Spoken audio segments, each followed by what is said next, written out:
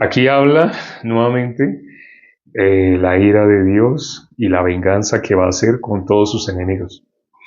El común de las personas, cuando hablamos con las personas consideran que son enemigas de Dios.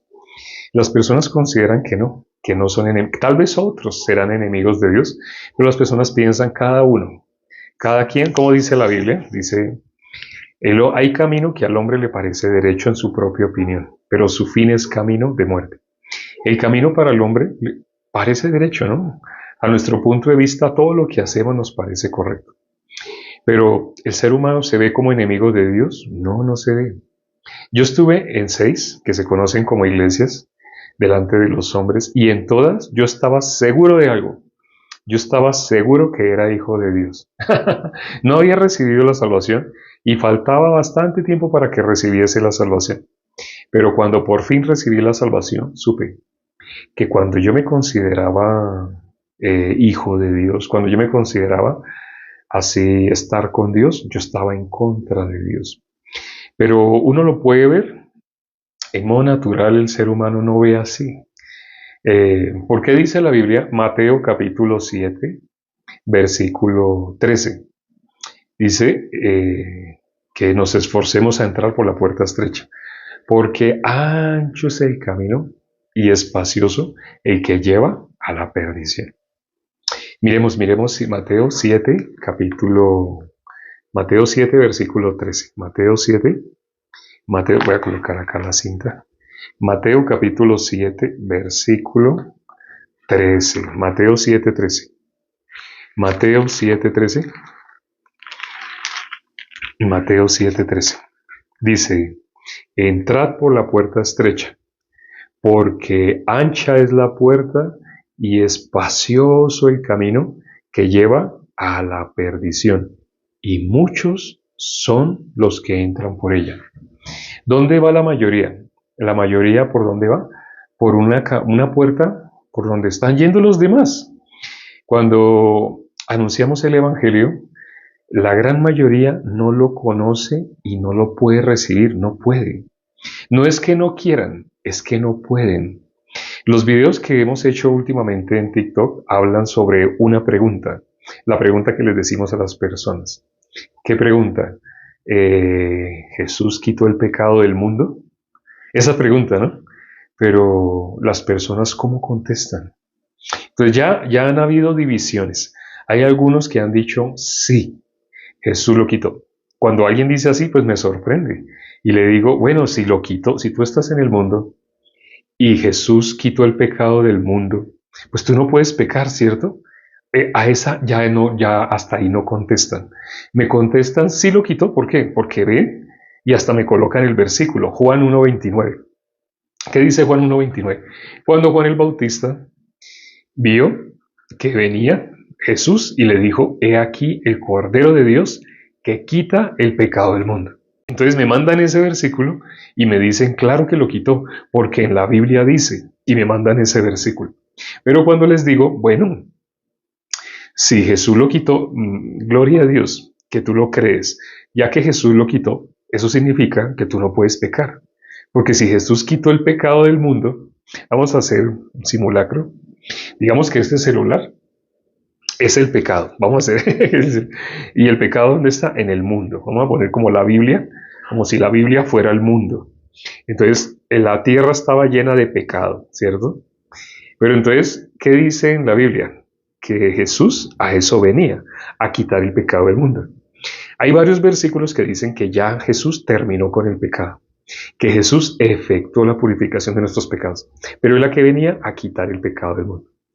Entonces, algunas personas me dijeron sí, y me dijeron sí porque en la Biblia está escrito. Debido a que les hice esa pregunta, tal vez ellos buscaron, ay vea, aquí dice que sí, que él a eso venía. Pero después de que me contestan así, entonces les digo, bueno, si este era el pecado y este era el mundo, vamos a hacer una simulacro, que este era el mundo y que este era el pecado. Si este era el pecado, si Jesús quitó el pecado del mundo, significa que tú no puedes pecar, porque tú estás en el mundo. Aunque, aunque nosotros no vamos a hacer las cosas que hace el mundo, como sea, pero estamos todavía en el mundo. Jesús dijo que Él no nos iba a quitar del mundo, sino rogaba al Padre para que la fe de nosotros no faltase. Así se lo dijo a Pedro, ¿no? Entonces, no para que sea quitado del mundo, no. Sigan el mundo. ¿Por qué? Tenemos que anunciar el Evangelio. Entonces, en el mundo ya no hay pecado, porque el pecado fue quitado. Entonces, estamos simulando que ese es el pecado. Si el pecado fue quitado, ya no hay pecado. Pero aunque le decimos, aquí alguien escribió 1 Pedro 4:1. Jesús terminó. Él padeció en la carne. 1 Pedro 4:1, ¿qué dice? El que padeció en la carne, ¿cómo dice? Vamos a leerlo. 1 Pedro 4:1. Que ya que nuestro Señor Jesucristo padeció en la carne, así pues terminó con el pecado. 1 Pedro, Santiago, y ahí viene 1 Pedro, después de Santiago. 1 Pedro capítulo 4, versículo 1. Puesto que Cristo ha padecido por nosotros en la carne. Estos son versículos que no nombran en las que se conocen como iglesias, pero que no lo son. Es decir, las iglesias de personas que echan fuera demonios en el nombre de Jesús, que profetizan en el nombre de Jesús, que hacen milagros en el nombre de Jesús, muchas cosas, ¿no? Hay personas que hacen guerra espiritual en el nombre de Jesús, hay personas que en cada comida oran en el nombre de Jesús. Pero Jesús, ¿qué le va a decir a muchas personas que hacen ese tipo de cosas en el nombre de Jesús? Jesús les va a decir, apartaos de mí, hacedores de maldad, nunca los conocí. Así dice la Biblia, ¿no? Y aquí dice, ¿no? Este versículo que alguien escribió, algún hermano escribió, aquí dice, puesto que Cristo ha padecido por nosotros en la carne. ¿Cristo qué hizo? Padeció, todo el mundo sabe. ¿Pero por qué padeció? Por nosotros. Así dice, ¿no? Hasta ahí algunas personas también dicen, sí, Cristo murió por mí. Bueno, sí, efectivamente, pero ¿por qué? Vamos a seguir leyendo. Dice, vosotros también armados del mismo pensamiento. Pues quien ha padecido en la carne, terminó con el pecado. ¿Jesús qué hizo? Él padeció por nosotros en la carne. Pero aquí que dice que al haber padecido por nosotros en la carne, ¿qué hizo? Terminó con el pecado. ¿Y por qué dice que ha padecido por nosotros? Dice que ha padecido por nosotros porque nuestros pecados fueron cargados sobre él. Los pecados de nosotros tenían que ser cargados sobre el Cordero, ese Cordero de Dios que quita el pecado del mundo, nuestro Señor Jesucristo. Antiguamente, al leer Levítico, habían otros corderos que cargaban el pecado. La persona imponía manos. Vamos a hablar del sacrificio que ya Dios determinó una sola vez. Dios determinó que el sacerdote impusiera manos sobre la ofrenda.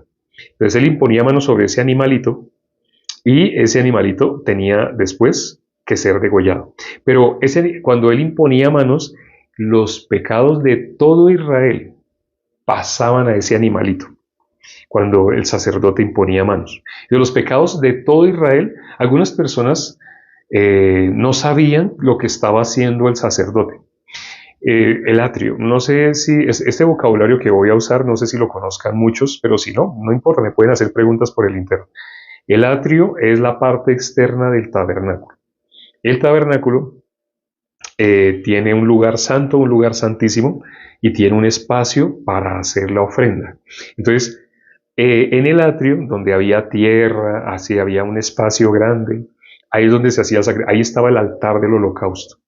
Entonces se llevaba la ofrenda y el sacerdote tenía que imponer manos. Entonces después de que imponía manos, los pecados de todo Israel. Afuera del atrio estaban las tiendas de todos los israelitas, porque el tabernáculo estaba en toda la mitad. Entonces afuera habían tiendas por acá, otras al norte, otras al sur, otras al oriente, al occidente. Habían tiendas, ¿no? Las 12 tribus. ¿En el que estaban haciendo las personas en sus carpas o qué estaban haciendo de continuo? Algunos estaban de pronto buscando leña para cocinar, otros de pronto estaban buscando encontrar algo para algún animal así para cocinarlo. Otras personas, las esposas, de pronto estarían cocinando o avivando el fuego para cocinar. Cada quien estaría haciendo diferentes cosas, pero en ese momento estaba el sacerdote imponiendo manos sobre la ofrenda. Entonces los que estaban afuera, ellos estaban cada uno, por decirlo de alguna manera, en su cuento. Disculpen esta expresión, es muy coloquial, pero creo que me entienden. Cada quien estaba en sus asuntos. Voy a usar un término bíblico. Cada quien estaba en sus asuntos. Pero dentro del atrio, la altura eran 2,50 m. O sea, no se podía mirar hacia adentro y estaba cerrada la puerta. Entonces, cuando se hacía el sacrificio de expiación para limpiar al pueblo del pecado, estaba la puerta cerrada. Entonces, estaba la puerta cerrada y no se podía ver hacia adentro. Todos los demás, los que estaban en sus actividades, sus diferentes actividades. Pero aunque estaban en diferentes actividades, adentro el sacerdote, al imponer manos sobre la ofrenda, el animalito que iba a ser sacrificado, al imponer manos, los pecados de todo Israel a través de ese sacerdote pasaban a esa ofrenda, a ese animalito. Entonces, ¿ese animalito en qué quedó convertido? En el pecado de los que estaban cocinando, los que estaban buscando leña, algunos estaban, disculpe lo que voy a decir, algunos estaban haciendo del cuerpo, estaban haciendo diferentes cosas, ¿no? Afuera. Pero con todo y eso, ya, sin que ellos hubieran visto presencialmente, sin que ellos se hubieran dado cuenta, cuando leemos el Antiguo Testamento, sobre todo Levítico, ahí podemos ver, ya los pecados de todo Israel había pasado a ese animalito. ¿Y qué se iba a hacer con ese animalito? Tenía que morir. ¿Por qué? La paga del pecado, ¿cuál es? Creo que todo el mundo lo sabe. La paga del pecado es muerte. Entonces, como ese animalito cargó con el pecado de todo el pueblo de Israel que no se había dado cuenta, el pueblo de Israel no se había dado cuenta, no estaban ahí. Entonces no se dieron cuenta de lo que el sacerdote estaba haciendo. Entonces el sacerdote hacía todo el sacrificio y al final se quemaba. Estoy resumiendo, o sea, no puedo explicar aquí todo detalladamente porque si no, no avanzamos. Estoy avanzando a pasos agigantados para que entiendan por encima el concepto de cómo es que el pecado era expiado en Levítico, en el Antiguo Testamento. De esa manera es que Dios determinó. Entonces, cuando ese animalito era quemado, ¿qué dice la Biblia? Subía grato olor a Cristo. Bueno, eso es en el Nuevo Testamento, pero subía grato olor a Dios. ¿Por qué para Dios era grato olor? ¿Acaso Dios tiene la pituitaria amarilla? Nosotros tenemos una glándula que se llama pituitaria amarilla. Ella envía información al cerebro de, uy, huele a quemado, uy, huele a perfume, uy, huele a excremento. O sea, todos esos olores que uno percibe, biológicamente esa glándula nos transmite esa información y nosotros decimos huele, huele, huele.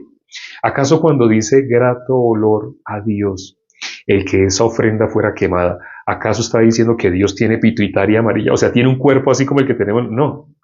Cuando miramos por qué dice grato olor a Dios, ¿a qué se refiere esa expresión? De que esa ofrenda que llevaba el pecado de todo el pueblo de Israel, cuando esa ofrenda era quemada, ¿por qué para Dios era grato? ¿Por qué dice que era grato olor? No porque tuviera nariz como nosotros, no. Dios es espíritu. Dice grato olor es porque para Dios, el que el pecado de su pueblo haya sido quitado de en medio, para Dios eso es grato. Las personas quieren agradar a Dios.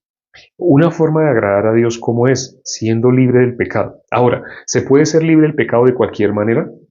Dios no acepta sacrificios humanos. O sea, cuando una persona se propone, yo ya no voy a volver a hacer tal cosa, es esa persona la que está queriendo dejar de ser pecador. Pero en la Biblia, la persona que trata por sí mismo de dejar de ser pecador, esa persona no necesita lo que hizo Dios con nuestro Señor Jesucristo. Ahora, ¿por qué les nombré el Antiguo Testamento? Porque nuestro Señor Jesucristo es el Cordero de Dios que quita el pecado del mundo.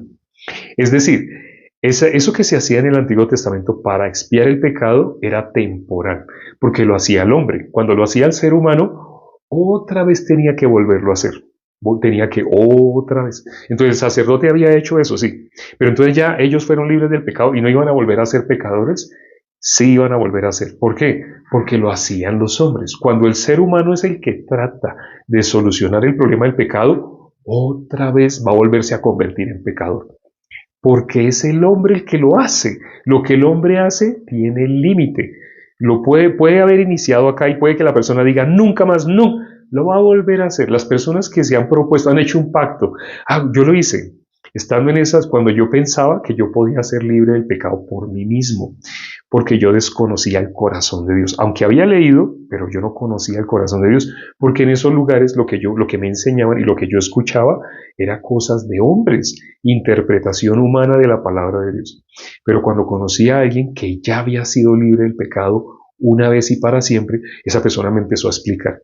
Yo no podía entender muchas cosas, pero estoy tratando ustedes de usar un lenguaje lo más sencillo posible para que entiendan qué es lo que en la Biblia dice de cómo fue el pecado expiado de una vez y para siempre. Cuando leemos en Hebreos, estamos hablando ya del Nuevo Testamento, el libro de Hebreos, epístola general. La primera epístola general que aparece es el libro de Hebreos. Están las epístolas paulinas, están las epístolas generales. Bueno, primero los evangelios, luego epístolas paulinas y luego epístolas generales. La primera epístola general es Hebreos. Y en el libro de Hebreos, ahí aparece que cuando nuestro Señor Jesucristo se ofreció por el pecado de todos nosotros, Él recibió, primero que todo, Él recibió el pecado de todos nosotros. Un sacerdote, por el orden que Dios estableció, un sacerdote tenía que imponer manos en la cabeza, tenía que coger la cabeza de nuestro Señor Jesucristo. ¿Quién conoce quién? O sea, cualquier persona, todos los que se acercaban a Jesús le cogían la cabeza, no, nadie. Sí hubo una persona que le cogió la cabeza por delante y por detrás e hizo esto con Jesús, lo sumergió en agua y lo sacó del agua. No sé si sepan qué persona fue la que hizo eso, que impuso las manos así en la cabeza de Jesús, lo hundió y lo sacó del agua. ¿Quién fue el que hizo eso? Juan el Bautista. Y cuando miramos, en esa época a Juan el Bautista no lo respetaban como sacerdote. Cuando miramos el Nuevo Testamento, a él no lo miraban así. Inclusive en el capítulo 1 de Juan, miramos que los fariseos, los escribas, mandaron a preguntarle. Los sacerdotes así de esa época mandaron a preguntarle, ¿tú quién eres? ¿Por qué tú bautizas? Así le dicen. Pero cuando miramos, el orden que Dios estableció es que un sacerdote tenía que venir de descendencia de sacerdotes. El papá de Juan el Bautista era sacerdote. Es más, sumo sacerdote. O sea, Juan el Bautista nació de descendencia de Aarón. Lo que Dios estableció es que el sacerdote tenía que venir de la descendencia de Aarón. Los sacerdotes que habían sido puestos en la época de la crucifixión, esos sacerdotes los ponían los romanos. Los romanos veían qué persona les agradaba o les servía y a esa persona la determinaban sacerdote. Pero porque era como un espía. Entonces realmente eso ya era una corrupción, no el orden que Dios había establecido.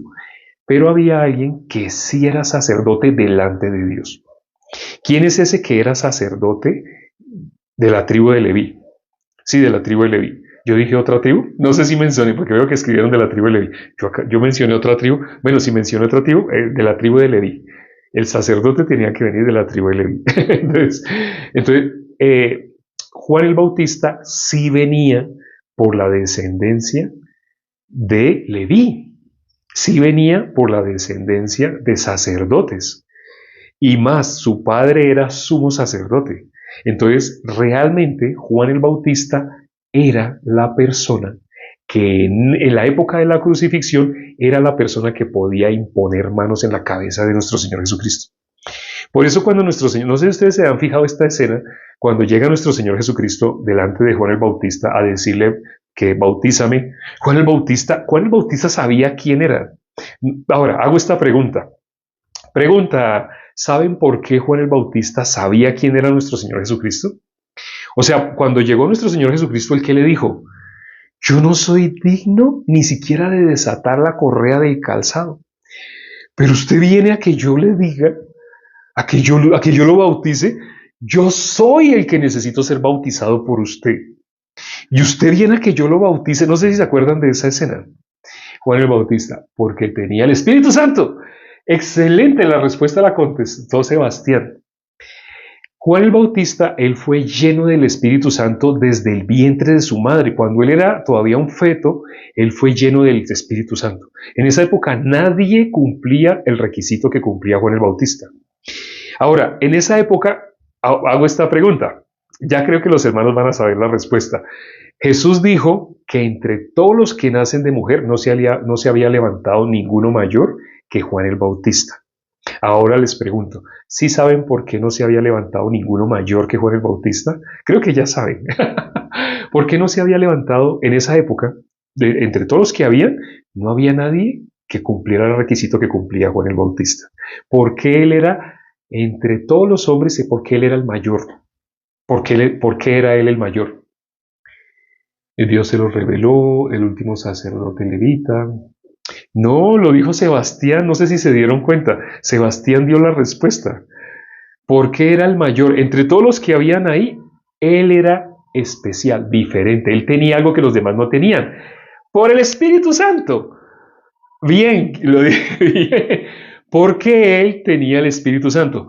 Todo el mundo sobre la faz de la tierra en la época de nuestro Señor Jesucristo, ¿qué tenía? La condenación. Todo el mundo iba a un solo lugar. Todos iban inevitablemente al castigo eterno. Pero había alguien en ese momento que no iba a ir al castigo eterno, porque ya había sido lleno del Espíritu Santo. Al ser lleno del Espíritu Santo fue sellado. No como en esta época hacen los pecadores. No sé si ustedes sepan, y pregunto, ¿los hermanos saben cómo enseñan en la iglesia de pecadores? En las iglesias de pecadores, el 99% de las que se conocen como iglesias son iglesias de pecadores.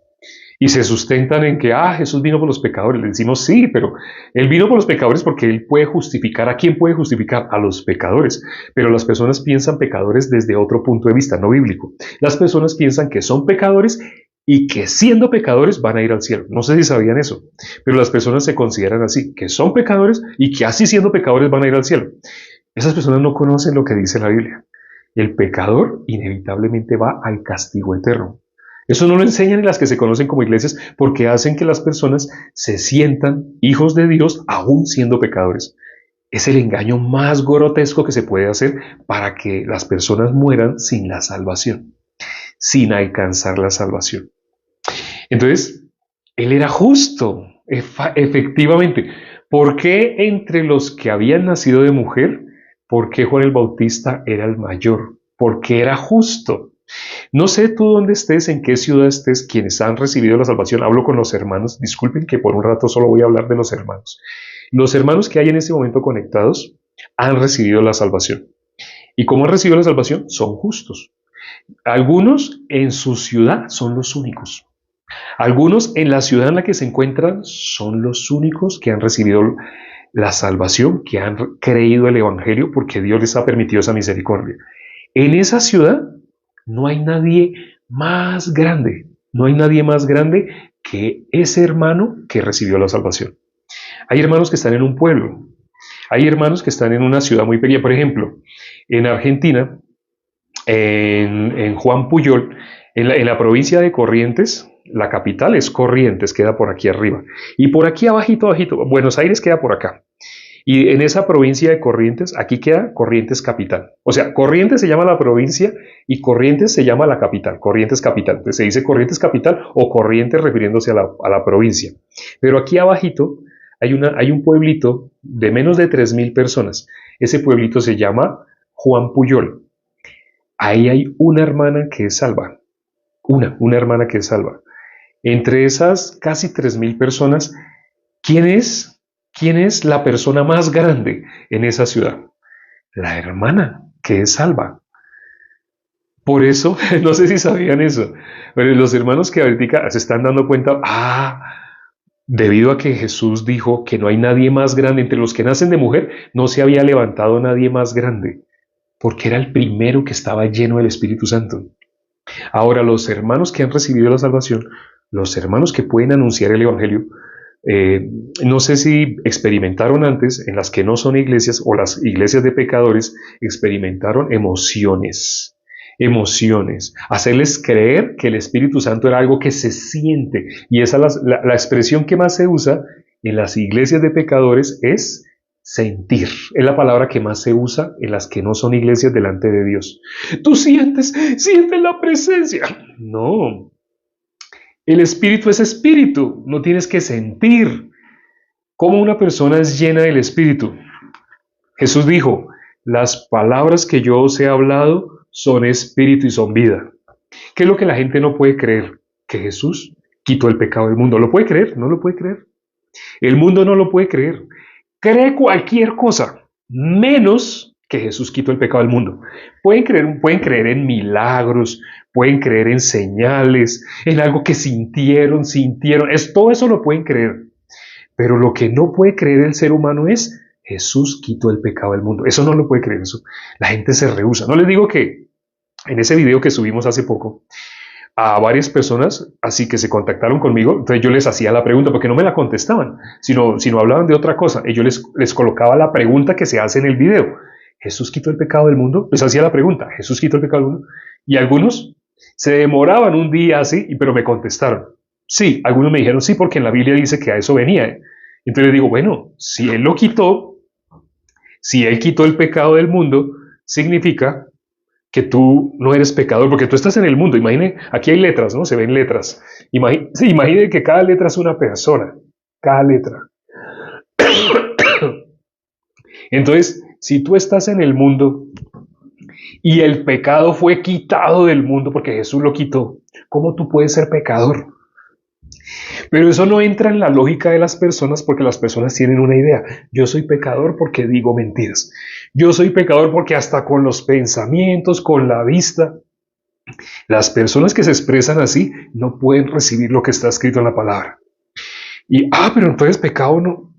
Sé que es difícil, pero la única forma de que tú logres creer lo que estamos diciendo acá es que te niegues a ti mismo. Lo que tú has tenido en tu idea de Dios, tienes que sacar eso. Es que en mi iglesia, no sigas llamando iglesia a un lugar de pecadores. Esa reunión de pecadores, Dios no la ve como iglesia. Dios les va a decir, cuando esas personas lleguen el día que se presenten delante de Jesús, Dios les va a decir, apartaos de mí, hacedores de maldad, nunca los conocí. Eso es delicado, pero la gente no lo sabe. Las que se conocen como iglesias no lo enseñan y no lo pueden enseñar. Como no lo enseñan y no lo pueden enseñar, ¿qué hacen con nosotros? Nos odian con odio, con todo su corazón. Por eso ustedes ven los comentarios, los que más nos odian son líderes de supuestas iglesias y tienen toda una argumentación para decir, somos y vamos a ser y siempre y nunca vamos a dejar de ser. Bueno, creo que hoy nos hemos pasado, qué pena, no había mirado el reloj, pero todos los días estamos compartiendo por un espacio de 30 minutos. Bueno, hoy fueron 37. No, porque empezamos 5 minutos tarde. Bueno. Entonces, mañana nuestra cita tenemos dos reuniones por día. A las 7 de la mañana estamos compartiendo. 7 de la mañana hora de Colombia, ¿no? 7 de la mañana hora de Colombia, Perú, Ecuador. Si ustedes están en alguno de esos 3 países, Colombia, Ecuador, a las 7 de la mañana. Si están en otro país, averigüen. Cuando en el país de ustedes, cuando en Ecuador son las 7 de la mañana, en el país de ustedes, ¿qué hora es? Y ahí ustedes saben a qué hora estamos empezando en punto. Y luego por la noche estamos empezando a las 9 p.m., hora de Ecuador, de Perú, de Colombia. Si tú estás en alguno de esos países, a las 9. Pero si estás en otro país que no sea Ecuador, Perú, Colombia, entonces haz la conversión. Cuando en Ecuador, en Perú, son las 9, ¿qué hora es en mi país? Entonces, así por ejemplo, en mi reloj en ese momento son las 9:38, porque yo estoy en Colombia. En el país de ustedes puede que sea las 10:38, las 11:38, las 8:38, las 6:38. Los que están en Los Ángeles, en ese momento, si miran su reloj, aquí son las 6:38. Es más, ni siquiera se ha oscurecido. Así algunas personas me pueden decir, ¿no? Si están allá en esos países. Pero los que están así cerca, por la misma línea, donde está Ecuador, Colombia, pero que están en la misma línea. Pero hay países que están más. México está por acá. O sea, México está arribita y un poquito así. Entonces, es una hora menos. O sea, son las 8. Así, en Honduras también. Honduras de Ecuador, Colombia, México. Honduras está un poquito así. Está más o menos así como México. Entonces, una horita menos, ¿sí? Y así, hay países que están más hacia acá. Los países que están más hacia acá, pues es una horita más. O sí, por ejemplo, Venezuela. Aquí está Colombia, Ecuador, Perú. Y Venezuela está aquí. Entonces, como Venezuela está aquí, es una hora más. En Venezuela deben ser las 10:39. Sí, miro mi reloj dice 9:39, porque estoy en Colombia. Si tú estás en Venezuela, tu reloj debe decir 10:39. Espero que entiendan. Sé que para muchas personas es difícil esto. En Chile son las 11:39. Para los hermanos que no conozcan la hora que escribió la hermana, 23 es las 11. Es otra forma de ver la hora. Entonces, sé que hay gente que no entiende 23. ¿Cómo así que 23? 23 es la otra forma de decir 11 de la noche. 11:39 en Chile. O 23:39. Si están en Chile, para que me entiendan, 23:39. Colombia a las 21 horas. Bueno, espero que hayan entendido. Vamos a orar ya para terminar. Padre, gracias por este tiempo que nos permites para considerar tu palabra. Todos los días tenemos el privilegio de poder congregarnos con los hermanos. No sabíamos, hace tiempo no sabíamos que esto es una congregación. Cuando estamos aquí congregados, hermanos que están en diferentes ciudades, en diferentes países, pero a través de esta tecnología que tú nos has permitido, estamos congregados. Esto era una locura. Hace unos 5 años no nos imaginábamos que esto era una congregación. Tu palabra dice que tú estás donde hay 2 o más congregados en tu nombre. Para que las personas puedan recibir la salvación es porque están congregados y ahí está Jesús. Y en este caso, para que los hermanos hayan podido recibir la salvación estando en diferentes países, a horas totalmente diferentes, pero siendo un mismo momento, las personas realmente están congregadas. No lo sabíamos, no lo entendíamos, no cabía por nuestra cabeza, no estábamos acostumbrados, pero así es, estamos congregados. Si no, no hubieran podido recibir la salvación. Estamos congregados. Ten misericordia, Padre, de las personas que van a ver este video para que puedan entender qué es el pecado y cómo es que el pecado fue quitado del mundo. Quien no lo logra recibir en su corazón va a seguirse llamando pecador y va inevitablemente al castigo eterno.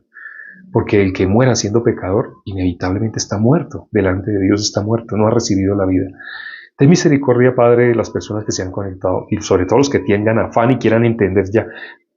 Dales paciencia para que puedan seguir escuchando, porque la salvación, ¿cómo puede llegar? La fe, la única forma que una persona sea salva es por fe. ¿Y la fe cómo viene? Por el oír. Hemos escuchado mucho tiempo al mundo. El mundo que habla, todos somos pecadores, porque el mundo está por la puerta ancha, por ese camino espacioso. Ahí está la gran mayoría. Pero ¿quién encuentra esa puerta estrecha, ese camino angosto? Pocos son los que lo hallan, dice tu palabra. Ten misericordia, Padre, de las personas que han podido ver el día de hoy. Permíteles seguir escuchando hasta que reciban la salvación. Y de ahí en adelante sigan conectados con nosotros, ya siendo hermanos. Te lo pedimos y hemos orado en el nombre de nuestro Señor Jesucristo. Amén. Gracias a Dios por la palabra. Hoy escuché a un pastor de la iglesia que él dijo que en el caso mío, yo solo anuncio el evangelio. Yo solo anuncio así para que reciban la salvación. Pero la iglesia, aparte de ese punto, que es el más importante, pero aparte de ese punto, hay más temas que hablar que ya competen a la iglesia. El seguimiento, las instrucciones, el estar congregados. Todos esos temas que casi no tocamos se hablan más en la iglesia. Entonces, si tú ya recibiste la salvación, dinos en qué ciudad, en qué país está para que te contacten con la iglesia. Dios a mí me puso a anunciar el evangelio. Entonces, lo que hago yo es anunciar el evangelio. Sí, no más. Sí, yo no más. En el caso mío solamente es que las personas reciban la salvación. Una vez que han sido engendrados, entonces cada quien a su sede para lo que sigue. Y me han dicho así, ¿qué sigue después de ser salvo? Congregarse. Bueno, ciertamente aquí estamos congregados, pero es importante la parte física también. O sea, el contacto con los hermanos que tienen en sus ciudades. Alguien me ha escrito y me dijo en alguna ocasión, me dijo, ay, tengo tal problema, tal. Y le digo, pero si en tu país hay ciudad, ¿tú no te has contactado con el siervo de tu ciudad? Yo no conozco tu situación económica, yo no conozco la situación económica específica de tu país, pero si tú hablas con el siervo que vive ahí, él sabe cuál es el presidente tuyo porque él vive ahí. Entonces me dice, no, yo no. ¿Cuánto tiempo llevas salvo y no te has contactado con el ministro que está en tu país? Contáctate. Es más, deben haber eventos, puede que estén haciendo un retiro espiritual, puede que estén haciendo un campamento, puede que hayan viajado hasta tu ciudad y tú ni te hayas dado cuenta solo porque no tienes contacto con el ministro que está en tu país. Entonces es importante, así contáctense con el ministro. Si no saben, me escriben por el interno.